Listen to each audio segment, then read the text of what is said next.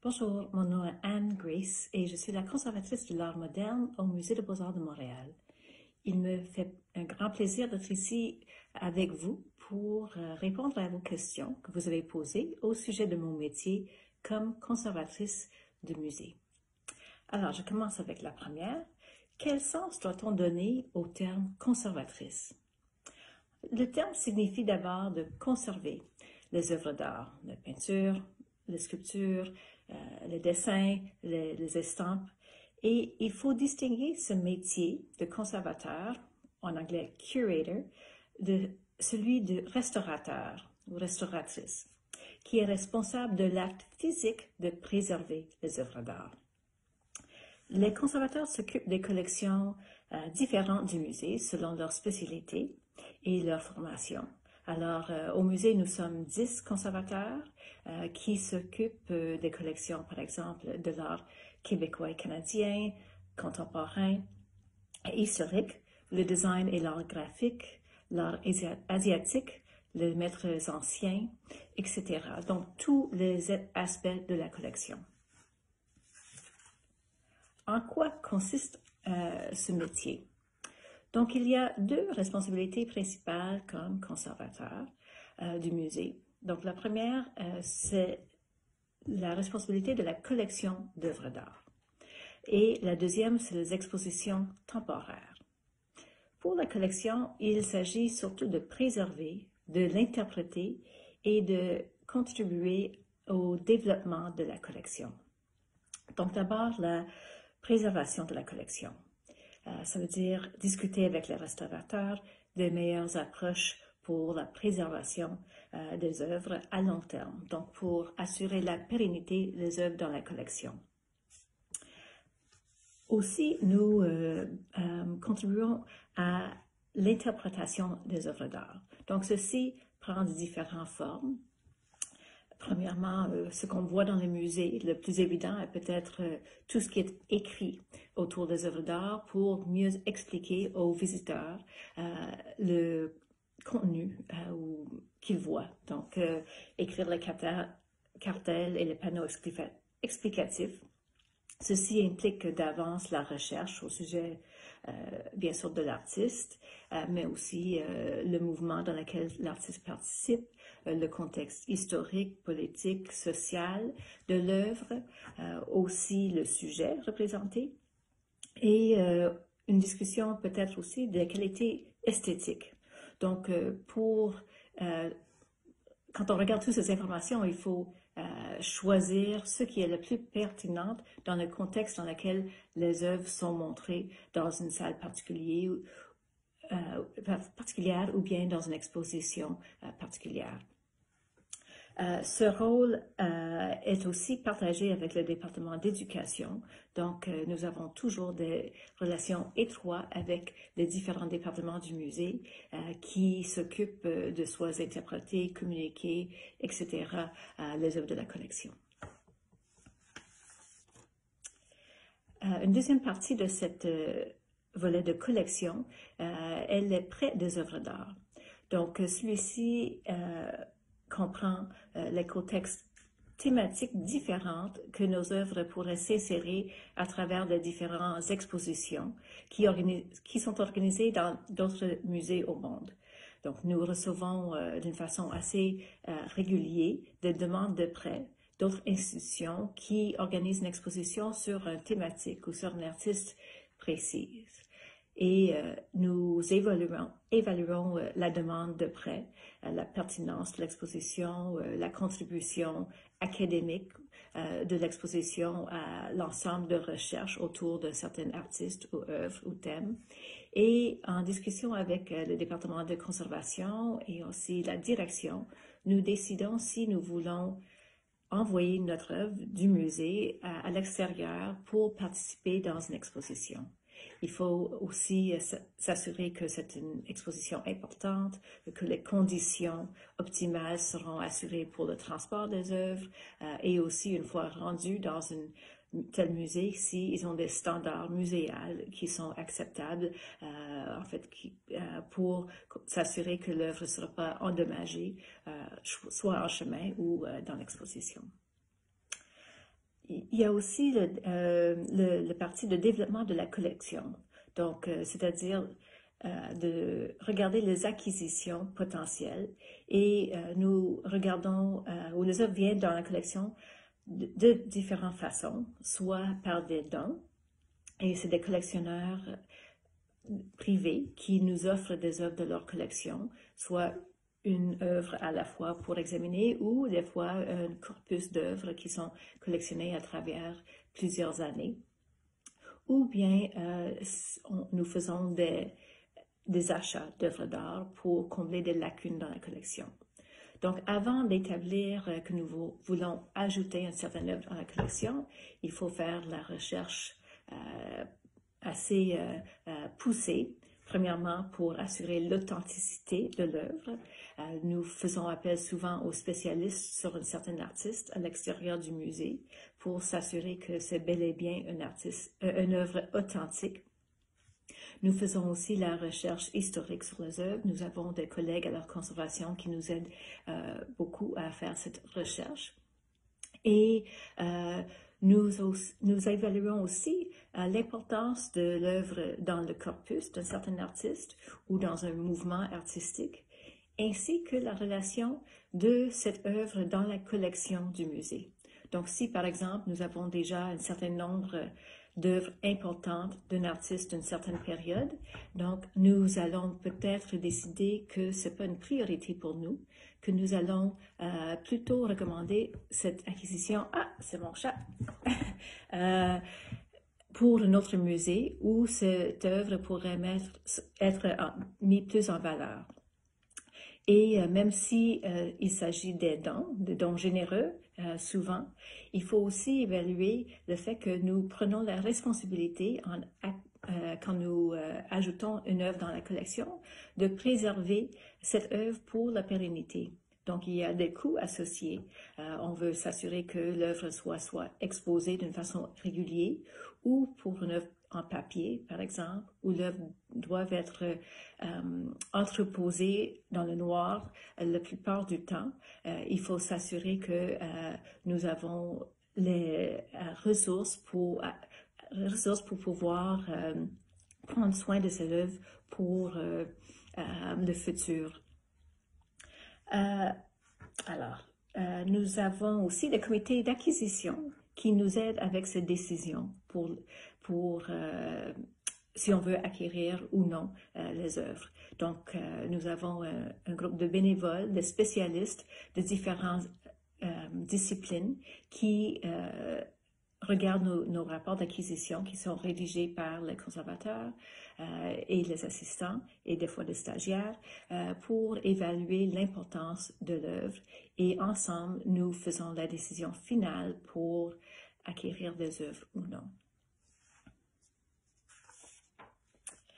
Le deuxième aspect principal d'être conservateur au musée de Beaux-Arts est notre implication dans les expositions temporaires. Donc, cet aspect peut prendre une grande partie de notre temps et nous travaillons au moins 2 ans en amont pour préparer des grandes expositions. Souvent, nous le préparons en coproduction avec d'autres musées parce que c'est des thèmes et des expositions ambitieux avec beaucoup de frais. Alors, le fait de pouvoir partager ces frais, mais aussi partager les expertises peuvent contribuer à avoir une exposition beaucoup plus forte et beaucoup plus importante.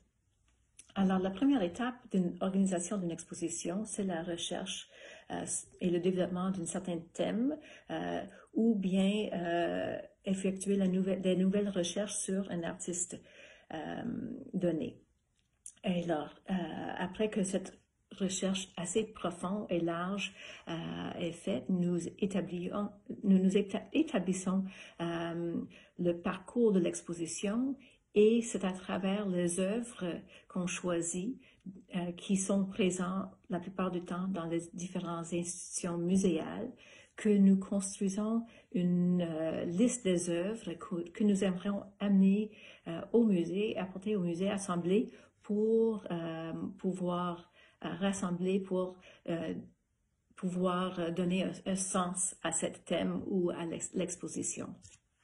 Donc, ce n'est pas si simple que ça, parce que certaines œuvres ne voyagent plus, elles sont très célèbres et les musées ne veulent plus prêter les œuvres parce qu'ils sont trop importantes dans la collection de certains musées. Il y a d'autres œuvres aussi qui sont trop fragiles pour voyager.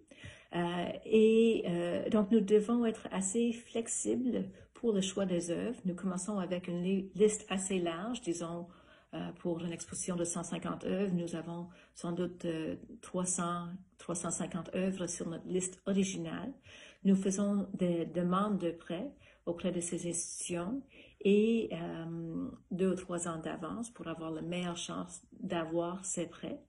Et il faut ajuster cette liste d'œuvres selon la disponibilité et la participation d'autres musées à notre exposition. Et nous travaillons avec ces œuvres pour constituer un parcours logique pour que le visiteur puisse bien comprendre les idées qu'on veut véhiculer dans l'exposition. Alors, après que nous avons envoyé nos demandes de prêt, nous attendons une période de 4 à 6 mois, peut-être un peu plus. Nous travaillons aussi sur le catalogue, parce que le catalogue d'une exposition, c'est ce qui reste après cet événement de 4 mois de l'exposition au musée. Donc, nous faisons appel encore à des spécialistes de certains artistes, certains domaines, pour écrire des textes, pour contribuer à un nouveau regard académique sur certains sujets ou certains artistes. Donc, pour produire un livre, c'est évidemment aussi beaucoup de travail. Nous avons au musée un département de publication, des éditions scientifiques avec qui nous travaillons pour produire ces catalogues qui seront vendus une fois que l'exposition est ouverte. Ensuite, à la toute fin, peut-être 4 ou 5 mois avant que l'exposition ouvre, nous penchons beaucoup sur le design de l'exposition. Alors, ce qu'on veut véhiculer dans chaque exposition, c'est une expérience différente qui varie selon l'époque de l'artiste ou du sujet. On veut vraiment que que les visiteurs, quand ils entrent dans l'exposition, ont une sensation d'entrer dans le monde de l'artiste, où on veut peut-être montrer un certain point de vue, un certain mood, comment on dit ça, humeur, un certain esprit de l'époque, etc. Donc, nous travaillons avec le département de design et de la direction pour établir ce que serait le parcours et la scénographie de l'exposition. Et au Musée des Beaux-Arts, nous sommes particulièrement reconnu pour avoir une scénographie qui varie beaucoup d'exposition en exposition, qui mène à vraiment un sentiment, je pense, ou qui est un complément aux œuvres et qui nous permet de mieux comprendre le propos de l'exposition. Nous travaillons aussi pour que le visiteur puisse mieux apprécier les œuvres qui sont dans l'exposition et c'est à travers les panneaux didactiques, à travers les cartels que nous rédigeons, que nous racontons l'histoire de l'exposition. Ah, c'est le chat encore. Alors, ce travail est vraiment le lien entre l'exposition ou les conservateurs et le public. Et c'est notre voix qui est véhiculée soit à travers la cartelle ou bien, par exemple, on peut travailler avec le département d'éducation, avec nos spécialistes d'audioguide pour écrire un audioguide qui permet aux visiteurs d'écouter et regarder en même temps. Et bien sûr, nous avons toute une programmation qui est liée avec chaque exposition et nous sommes en discussion constante avec le département d'éducation et de mieux-être pour choisir des films, choisir des séries de conférences, etc., pour amener les spécialistes pour pouvoir discuter d'une façon plus large et approfondie au sujet de l'exposition. Alors, une autre question demande est au sujet de notre quotidien et comment est-ce qu'on passe nos jours comme journée comme conservatrice au musée. Alors, bien entendu, nous s'occupons d'un mélange de ce que je viens de vous décrire, donc des tâches administratives, la recherche, des rencontres, la lecture, qui sont tous liés à ces différents projets sur lesquels nous travaillons. Donc, on est devant l'ordinateur, comme la plupart des gens qui travaillent dans les bureaux. Mais quand on pose la question, c'est quoi la partie que je préfère? Je pense que je dois dire, c'est quand nous sommes en contact direct avec les œuvres d'art. Donc, nous avons l'occasion pour les acquisitions, le moment que les œuvres arrivent au musée et nous regardons les œuvres de près en collaboration et en consultant avec les restauratrices et restaurateurs du musée pour regarder les différents médiums qui sont utilisés, l'état de l'œuvre, etc. Donc, cette examination pour découvrir l'œuvre, c'est vraiment un moment qui est privilégié. Ensuite, on continue nos recherches. Et si je pense aux expositions temporaires, il y a toujours un moment magique. Et c'est le moment quand les œuvres viennent au musée, arrivent après 2 ou 3 ans de travail ardu de recherche, de contact, etc. Et nous sommes habitués à travailler avec les œuvres en reproduction, en petite reproduction souvent. Et il y a ce moment magique quand les œuvres arrivent, les caisses arrivent. On attend 24 heures pour que les œuvres sont acclimatisées et on ouvre les caisses et on a ce rapport de découverte des œuvres en vrai et c'est vraiment un moment spécial et ensuite nous avons la belle tâche de décider où précisément dans un parcours d'exposition nous voulons les présenter sur le mur. On planifie cette étape d'avance, mais il y a toujours des surprises, des décisions de dernière minute, une fois que les œuvres sont arrivées, puis nous avons ce rapport personnel avec les œuvres et on peut faire des changements au niveau de l'emplacement des œuvres. Alors, une autre question, la 4e, comment est-ce qu'on devient conservatrice? Alors, ce qui est nécessaire comme formation, c'est des études en histoire de l'art. Et soit une maîtrise en histoire de l'art ou bien un doctorat est requis. Et c'est aussi à ce moment dans les études qu'on choisit notre champ d'intérêt et on devient spécialiste dans une certaine époque ou dans une certaine discipline d'art. Et ensuite, il faut acquérir de l'expérience dans le domaine de la recherche, soit dans un contexte muséal ou un contexte universitaire. Donc, au début de ma carrière, j'ai travaillé comme guide au musée. Et c'est un métier qui a été formateur parce que c'était la possibilité de travailler directement avec les œuvres d'art, d'effectuer la recherche et aussi de parler au public et d'avoir une idée très terre à terre avec des discussions avec le public, les gens, ce qui intéressait les gens, les dialogues qui sont précieux et aussi, je pense, qui continuent à informer la façon que on conçoit les expositions. Parce qu'on fait les expositions pour les spécialistes, c'est sûr, mais surtout, c'est pour notre public qui vont découvrir les artistes, les thèmes à travers nos projets. Qu'est-ce qui a déclenché ma passion pour l'art en général? Et la 5e question. Donc, j'ai pensé à, en fait, un souvenir quand j'étais assez jeune. J'ai visité une exposition au Musée des Beaux-Arts du Canada à Ottawa, d'où je viens, et avec mes parents. Et en quittant cette exposition où l'artiste, qui est l'artiste québécois André Bieler, était présent, l'artiste allait quitter toute seule à son hôtel et mes parents, dans un geste typiquement généreux, ont offert un lift à l'artiste. Donc, on a conduit l'artiste à son hôtel et ça a développé en moi une certaine curiosité envers les œuvres, envers l'art en général.